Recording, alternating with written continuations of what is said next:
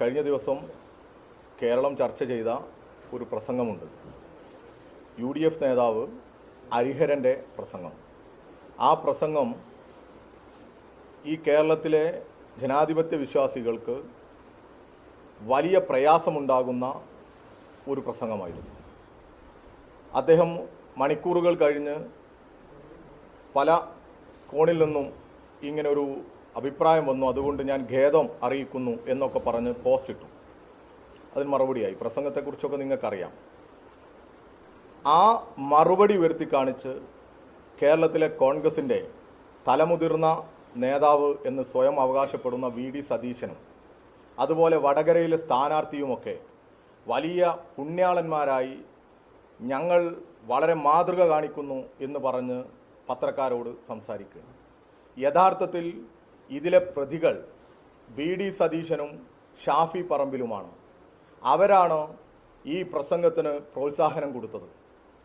അവരുടെ പിന്തുണയിലാണ് ഇങ്ങനെ വൃത്തികെട്ട രീതിയിൽ ശൈലജ ടീച്ചറെയും മഞ്ജു വാര്യരെയും ആക്ഷേപിക്കുന്നത്.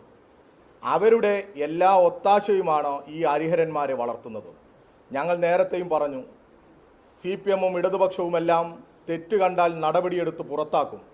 അങ്ങനെ പുറത്താക്കുന്നവരെ വലയിട്ട് പിടിച്ച് അവർക്ക് പിന്തുണ കൊടുത്ത് VD സതീശൻ്റെ സ്കൂളിൽ ട്രെയിനിങ്ങും കൊടുത്ത് ഹരിഹരന്മാരാക്കി മാറ്റുകയാണ് കേരളത്തിലെ ഇന്നത്തെ ചില കോൺഗ്രസിൻ്റെ നേതൃത്വം. ഇത് ഈ സമൂഹം തിരിച്ചറിയേണ്ടതുണ്ട്. ഇവർക്കെതിരെ വലിയ പ്രതിഷേധം ഉയർന്നു വരേണ്ടതുണ്ട്.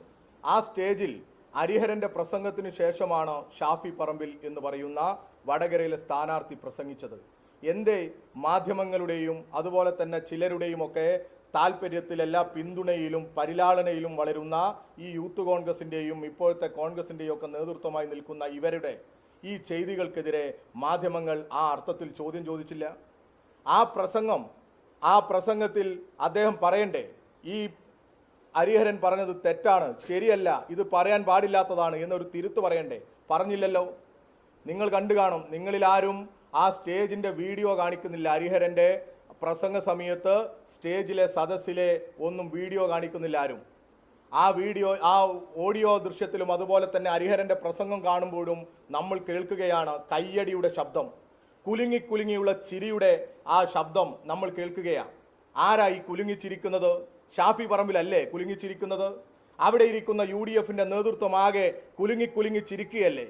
അവർക്ക് എന്താ കാണേണ്ടത്? അവരെന്താ ആഗ്രഹിക്കുന്നത്? ഈ ഹരിഹരൻ്റെ പ്രസംഗത്തിൽ എന്താ ഇത്രമാത്രം ചിരിക്കാൻ? നോക്കൂ നിങ്ങൾ, UDF-ൻ്റെ നേതൃത്വമാകെ കുലുങ്ങിച്ചിരിക്കുന്ന തരത്തിലേക്ക് ഹരിഹരനെ കൊണ്ട് പ്രസംഗിപ്പിച്ചത് ആരാ? അതാ പറയേണ്ടത്. ഈ കേരളത്തിന് മുമ്പിൽ ഇതിന് മറുപടി പറയണം കേരളത്തിലെ UDF. ഇതാണ് DYFIക്ക് ആവശ്യപ്പെടാനുള്ളത്. ഇവിടെ ഈ പ്രസംഗത്തിൽ ഹരിഹരൻ അത് മാത്രമല്ല പറഞ്ഞത്, വലിയ വർഗീയത ഉയർത്തിപ്പിടിക്കുന്ന